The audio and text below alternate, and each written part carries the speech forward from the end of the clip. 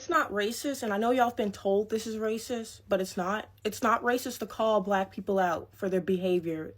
Black fatigue or ghetto fatigue is a real thing, and no one's staying silent about it any longer.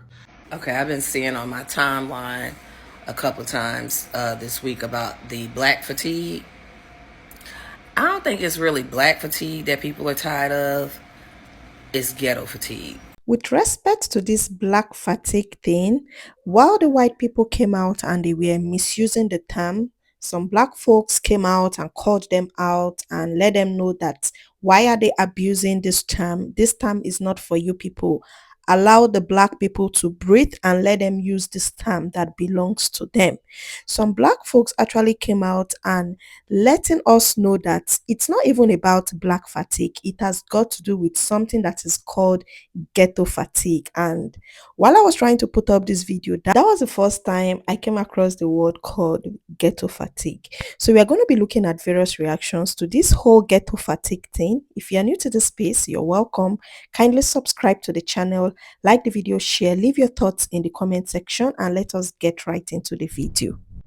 Black fatigue or ghetto fatigue is a real thing, and no one's staying silent about it any longer. No nationality wants to be involved or bothered by this loud, obnoxious group of people. No one, not even hard-working black Americans. I mean, I'm telling no lies here. Everywhere that group of people go, chaos follows. And no matter where you go, they're there. You can't go on a cruise ship because they done ghettoed it out. Have you seen the Carnival cruise ships? It looks like a fucking barbecue. And if you haven't noticed, it's always the same group of people. You know, loud, bonnets, pajamas, big ass eyelashes that flutter. You know, the EBT crowd. I mean, it's gotten so bad that you won't catch me at a Juicy Crab or a Cheesecake Factory or even a McDonald's for that matter, because they turn those places into shooting galleries whenever someone that looks like them look at them wrong. They have mastered the victim card. Everyone's against them. There's oppression everywhere. And it's always the white man's fault, never their own. But let one of them tell it.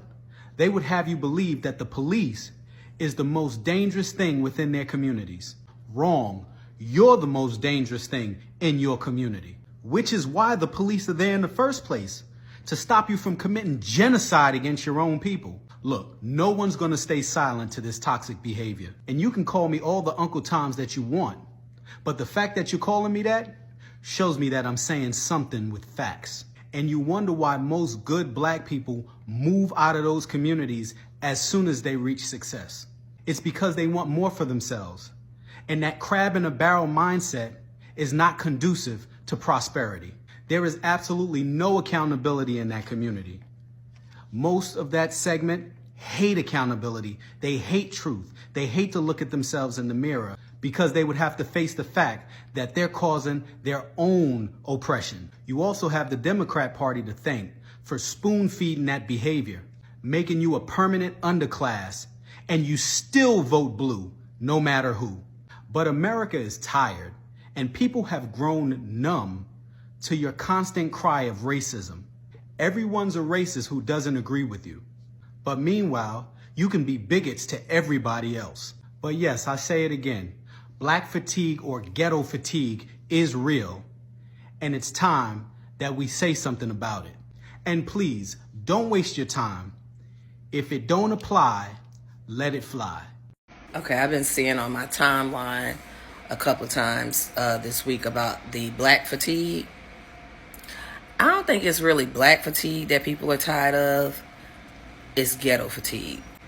Like, there's a difference between black people and ghetto people. So black people are just normal people, you know, hardworking people. They, you know, aspire to be better. They have careers. Some of them have formal education. They buy houses. They live productively. They raise their kids to be, you know, to be productive members of society. They contribute to their community. And then you have the ghetto people who do the total opposite. They make a lot of poor decisions. They don't do what they're supposed to do in society. everything is an excuse on why they can't get ahead, from the white man to slavery to different things of that nature. They have poor decision making. They tear down they tear down actual black people as well, and then they harass other ghetto people, and then they have babies that they can't take care of, so now you got the welfare system involved. So it's ghetto fatigue that I think people are having. People are tired of taking care of these people. They're tired of seeing them on the news robbing hard-earned working people. They're tired of the ghetto fatigue. So I think that's what it is. It's not black fatigue, it's ghetto fatigue that people are having an issue with. It's not racist, and I know y'all have been told this is racist, but it's not. It's not racist to call black people out for their behavior and what they're doing to society at this moment. I'm glad people are noticing this because it's been so many years and it's finally catching up to y'all. I've been trying to tell y'all that white people are tired of y'all. I'm tired of y'all too, but everybody, the world is getting sick of y'all and y'all's bullshit. I'm so glad this day is here.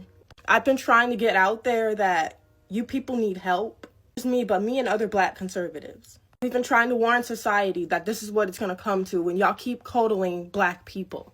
They're going to see themselves as higher ups. They're going to see themselves as untouchable because the world wants to not be racist towards them. So now, everybody's starting to get tired of all the BS that we've been talking about. What y'all calling it, ghetto fatigue now? That's a good word for it. So basically, we just call it, we tired of all this BS that y'all been doing out here. Now everybody is noticing. Now everybody notice. So I say to you that don't know how to act when y'all go somewhere. Y'all love effing it up for everybody else. Before the end of the night, you're going to get stopped. You will be stopped. You're no longer invited. Stay your ass at home. Stop coming out to our events. Stop messing up everything. No more fatigue for us. Stay grounded, people. Peace. So there is a topic going around on TikTok called black fatigue. And I find it extremely interesting. And I can resonate with it. But it was named incorrectly because it's not black fatigue at all. And several people from the black community have done a great job at correcting that and explaining why it's not black fatigue and it's actually ghetto fatigue. And I couldn't agree with that anymore because it really isn't black fatigue. It's anybody who's ghetto. We are all tired of these people. Especially since I'm living in Dominican Republic, I have very little exposure to any black people, any black communities, anything. But I do have a lot of exposure to ghetto people. And it makes me sick, and they make me sick. I feel embarrassed for them. I feel very embarrassed for them, how much they enjoy being, as I've said many times before, low quality people. And this is what we need to think about when we talk about this ghetto fatigue. It's really just anybody who's ghetto and is a disgrace to society and is always doing something very trying to get attention, trying to just go against the grain in every way, in the most negative way, in the most disgusting way. It's the type of people that when you see their videos, you can actually smell them. Do you know what I mean? The Latinos are not at all removed from the ghetto fatigue. The focus right now is on the black people when they think about ghetto fatigue, but the Latinos are very much included in that. Yeah, because there are great Latinos that are hard workers and very respectable and very well spoken and very educated, and then there are not. Just like there are white people that are very educated, have great jobs, great families, they're great parents, but then there's the ghetto ones.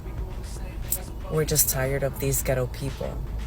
We're tired of them because ghetto people were always a thing, but they weren't so proud. They stayed in their zone because they knew that they were just a disgrace to society. And this one I have to blame on the black people, because the black ghetto people have made it so acceptable to be ghetto and act disgusting. So are we gonna say that the word ghetto is solely represented by the black people? And of course, if a set of people are doing something wrong or something that causes a bad representation of the whole people, then I think they deserve the call out. Ghetto fatigue is the weight of always having to prove you deserve what others get by default. Clean parks, safe schools, a fair shot, a future that doesn't come with a trauma clause. There's a tiredness that sleep doesn't cure, a weariness buried deep in the bones, passed from one generation to the next like an inheritance no one asked for. It's called ghetto fatigue and it is real. You're not going to find this particular term in a medical textbook or political speeches, but you'll hear it in the size of mothers juggling 3 jobs and raising children alone. You'll see it in the eyes of students walking past boarded up schools, dodging danger just to learn in overcrowded classrooms. You'll feel it in the hearts of young people who dream with limits because they've rarely seen dreams come true where they live. Ghetto fatigue is more than poverty. It's the weight of being criminalized before being understood. It's being over policed but underprotected. It's watching resources pour into neighborhoods across towns while your block gets another liquor store or a shuttered grocery. It's generational PTSD disguised as apathy. It's burnout from always having to prove your humanity to systems built to erase it, and still people resist. They organize, love, laugh, and build in spite of it all. But let's be clear, resilience isn't consent. Strength shouldn't be a requirement for dignity. Communities deserve more than to be admired for their ability to survive hell. They deserve the tools to build heaven. Ghetto fatigue is a silent epidemic. It doesn't make headlines, but it shapes lives. And until we stop treating poverty as a personal failure and start addressing it as a systemic design, this fatigue will continue. Quiet, corrosive, and widespread. It's time to stop asking why people are tired and start asking why they are still forced to fight for the basics, because no one should have to earn peace. Ghetto fatigue is not a weakness, it's a symptom of surviving what was never meant to be survived. It's a mirror reflecting the cracks in systems built on exclusion, on profit over people, on punishment over protection. But fatigue is not surrender, it's a signal that we've carried too much for too long and the burden was never ours alone to bear. Because healing isn't just individual, it's collective, and liberation doesn't come when we escape the hood. It comes when the hood is no longer something we have to escape. Let's not just survive the fatigue, let's end the conditions that create it. So guys, what are your thoughts about this ghetto fatigue thing? Is it something that is solely just identified with the black people, or we have this ghetto fatigue thing also with the white folks? Let's all drop our thoughts in the comment section. If you've watched up to this point, thank you for sticking around. Kindly drop your thoughts in the comment section. Kindly subscribe to the channel, like the video, share, and we are gonna see in the next one. Thank you and bye bye.